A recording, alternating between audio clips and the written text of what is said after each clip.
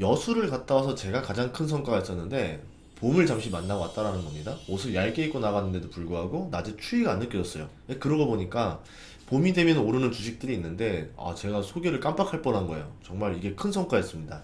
이 영상이 올라올 때쯤에는 이미 늦었을 수도 있는데 안 오른 것들은 주의 깊게 보시고 오른 것들은 내년을 기약하셨으면 좋겠습니다. 우선 봄이 오면은 제가 체크하는 건 이제 벚꽃 개화 시기라던가 미세먼지, 엘니뇨 이 세 가지가 있는데요. 그 세 가지에 대해서 제가 분석한 것들을 말씀드리도록 할게요. 첫 번째, 벚꽃 개화 시기. 양의 북극 진동 때문에 전국적으로 지금 평년 대비 벚꽃 개화 시기가 3일에서 9일 정도 빨라졌습니다.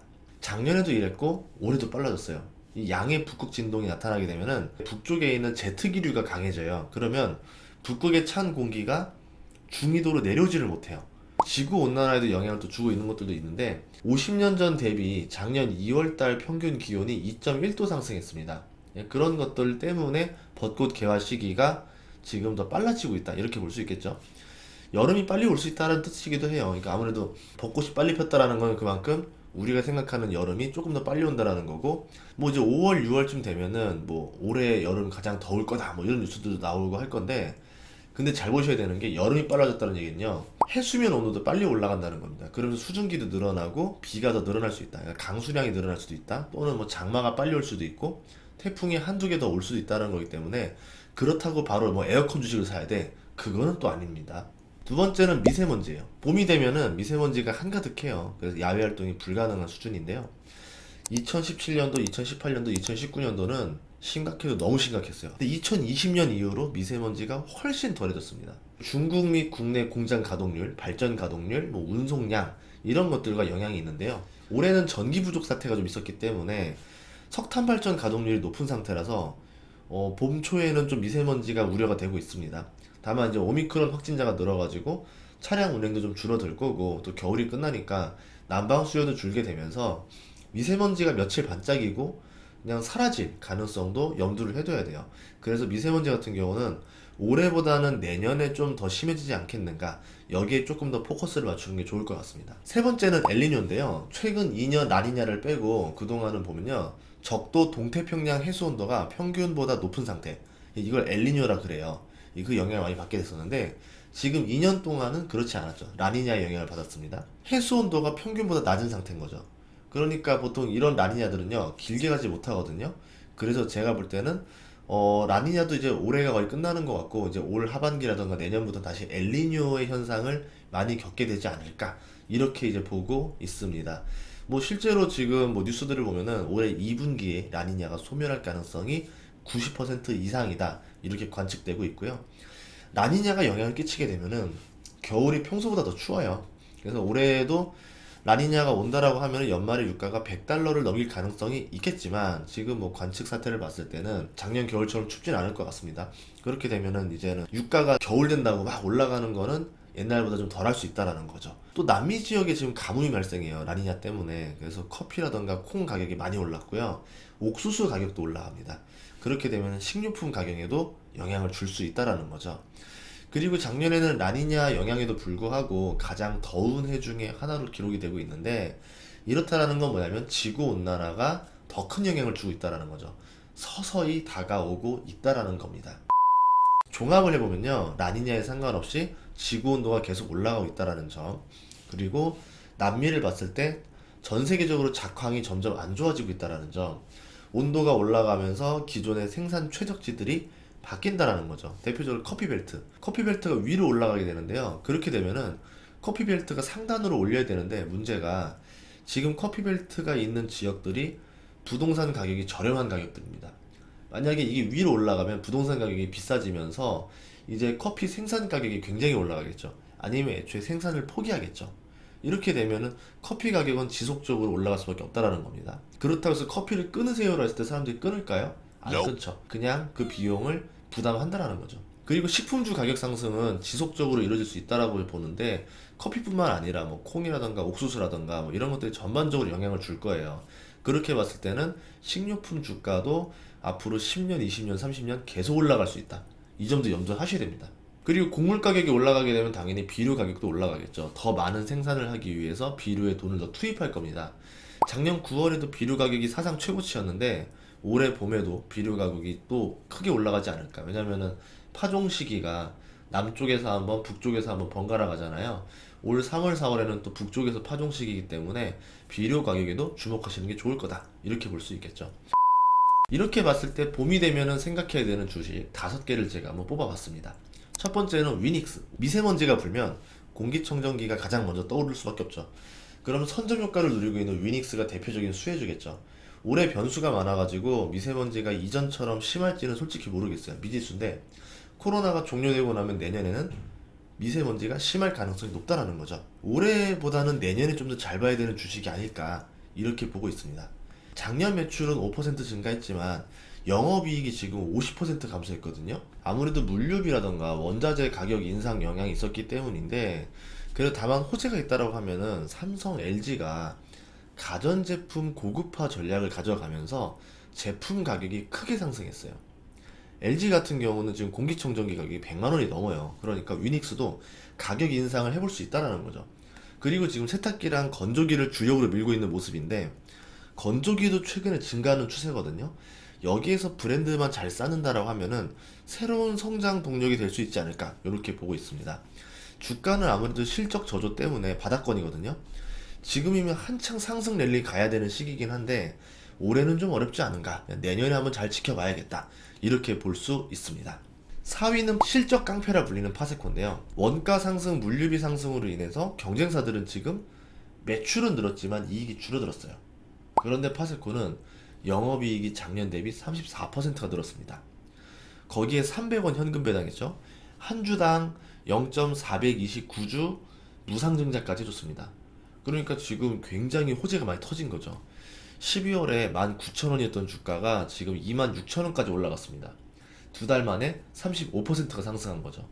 원래 파세코는 2월에서 3월이 되면은 주가가 상승을 하고 여름이 되면 주가가 떨어지는 선반영의 대명사인데요. 창문형 에어컨 매출이 굉장히 좋기 때문에 이런 일이 벌어지는 거예요. 그래서 난로 회사지만 이 주력 매출이 에어컨이고, 또 근데 이게 해외에서도 수출이 잘 되고 있습니다. 또 요새 보면은 이 아파트가 시스템 에어컨을 하지 않는 이상은 작은 방에다가 창문형 에어컨 이외에 벽걸이 에어컨 설치가 불가능해요. 그래서 기존의 벽걸이 에어컨보다 조금 더 비싼 창문형 에어컨을 설치할 수밖에 없는 상황이라는 거죠. 그래서 구조적으로 창문형 에어컨 시장이 지금 유리한 상태다.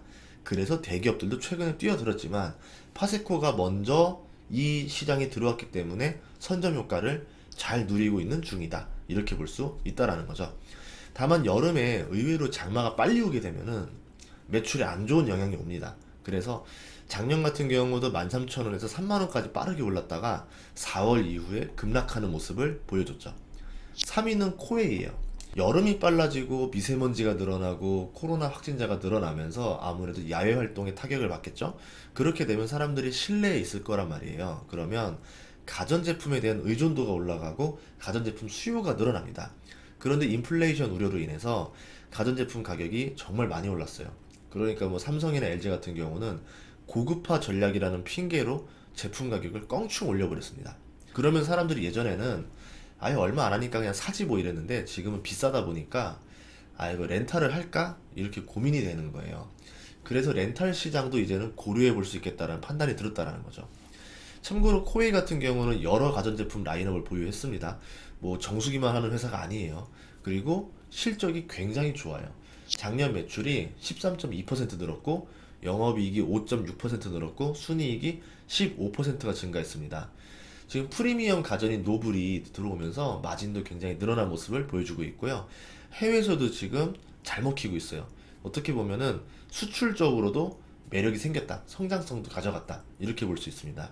참고로 렌탈 사업은 대표적으로 인플레 해지 효과를 누릴 수 있는데요.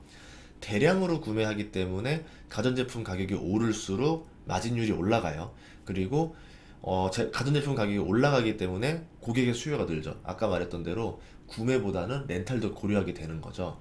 그리고 이제 렌탈 사업 자체가 가격 전가가 가능하기 때문에 인플레 영향이 좀 덜한 편입니다. 코웨이 같은 경우는 지금 해외로 진출 성공했죠. 지금 가입자가 전년 대비 30% 넘게 증가했거든요. 그러면 경기 호황과 불황에 상관없이 리스크가 없는 경기 방어주의면서도 해외로 수출할 수 있는 성장주가 될 수 있다. 창과 방패를 다 가진 주식이 될 수 있다라는 거죠. 실적 증가에도 불구하고 지금 주가가 2년째 박스권에 갇혀 있는 모습인데요. 그 중에서도 박스권 하단에 가깝기 때문에 안전마진이 있다. 이렇게 볼 수 있습니다. 2위는 롯데칠성이에요. 올해 가장 주목할 단어는 엔데믹인데요. 지금은 확진자가 많지만 2분기 안에 종료 선언을 할 가능성이 크다라고 보는데요. 그 중에서 인플레 수혜를 볼 수 있는 곳이 어디냐면 먹거리. 특히 코로나로 인해서 매출이 부진했던 쪽이 마실거리였거든요. 그러니까 코로나가 끝나고 이제 인플레가 강해질수록 수혜를 보는 쪽은 마실거리, 음료주라는 거죠. 특히 탄산음료랑 맥주는 야외 활동과 매출 연관이 굉장히 깊습니다. 맥주의 강자 하이트 진로, 탄산음료의 강자 롯데칠성 둘 다 좋은 상황인데요. 하이트 진로 같은 경우는 작년 매출과 이익이 좀 줄었어요. 그런데 롯데칠성은 매출이 11%가 늘고 영업이익이 87%가 증가합니다. 거기다가 작년에 수출 증가, 가격 인상 성공 등으로 실적도 잘 나왔어요. 올해 엔데믹까지 터지면서 야외 활동이 늘어나게 되면은 이제 이익이 더 늘어나겠죠. 여기에 밀키스가 지금 중국에서 잘 먹히고 있습니다. 이게 굉장히 주목할 만한 요소고, 마케팅이 확실히 예전보다 더 젊어지고 노력하는 모습이 보여요. 신제품도 과감하게 출시하는 게 확실히 기업이 젊어졌다라는 모습을 보여주고 있습니다. 칠성사이다 맥주라는 게 나왔는데 이런 게 또 의외로 대박이 날 수도 있어요. 2% 부족할 때도 솔직히 뭐 이게 대박 날지 누가 알았겠어요. 하지만 대박 나면서 주가가 1년 만에 11배가 올랐잖아요. 또 넷플릭스의 영향을 받는 게 저는 롯데칠성, 하이트진로라고 보는데, 국내 드라마가 히트를 자주 치면서 아시아의 소주 수출이 늘어나고 있어요. 그런 점에서 보면은 하이트진로도 매력이 꽤 많은 회사다. 그래서 저는 주목을 해야 된다. 이렇게 보고 있습니다. 1위는 뭐냐면 두구두구두구두 ADM. 이상 기후가 벌어질수록 곡물 기업은 웃을 수밖에 없는데요. 곡물 가격이 오르면은 그만큼 이익을 내기 때문이라는 거죠. 거기에다가 인플레이션으로 인해서 농산물 가격 자체가 올랐습니다. 1차 산업인 농업, 광업은 인플레의 최대 수혜주예요. ADM 같은 경우는 대표적으로 수혜를 받는 농업 기업이죠. 농업 서비스, 종자, 곡물. 이제 곡물이라고 하면은 이제 곡물을 가공까지 하는 건데 탄수화물 솔루션이라 불러요. 여기에 영양제, 사람 또는 동물, 이 매출이 모두 다 증가했어요. 예상치보다 다 뛰어넘었습니다.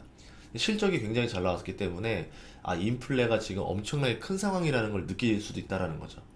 여기에다가 지금 장기적으로 이상기후가 터지고 있기 때문에 이런 상황을 봤을 때 지금 ADM 주가가 좀 최근에 많이 올랐어요. 뭐 그럼에도 불구하고 PER이 16배인데 지금 미래의 상황을 계산하면은 이 16배가 비싼 가격이다라고 볼 수는 없다라는 거죠. 장기로 보유하기에 괜찮은 주식이다. 이렇게 볼 수 있습니다. 실제로 뭐 정말 돈이 좀 더 있다라고 하면은 정말 장기로 보유할 만한 게 농지를 좀 가져가고 싶은데, 우리나라 법상 내가 직접 농사를 짓지 않으면은 이 농지를 소유하는 게 굉장히 까다롭기 때문에 이렇게 농업 주식을 가져가는 것도 나쁘지 않다. 이렇게 볼 수 있습니다. 이렇게 봄이 오면 생각나는 주식 제가 5개를 뽑아봤는데요. 여러분들도 이 계절이 바뀔 때마다 주식을 한 번씩 생각하면은 좋을 것 같아요. 그러면 여러분들도 저처럼 주식 중독자라는 소리를 들을 수 있을 겁니다. 자, 아무튼 여러분의 또 투자에 많은 도움이 되길 바라겠습니다. 다음 시간에도 좋은 정보로 찾아뵐게요. 고맙습니다.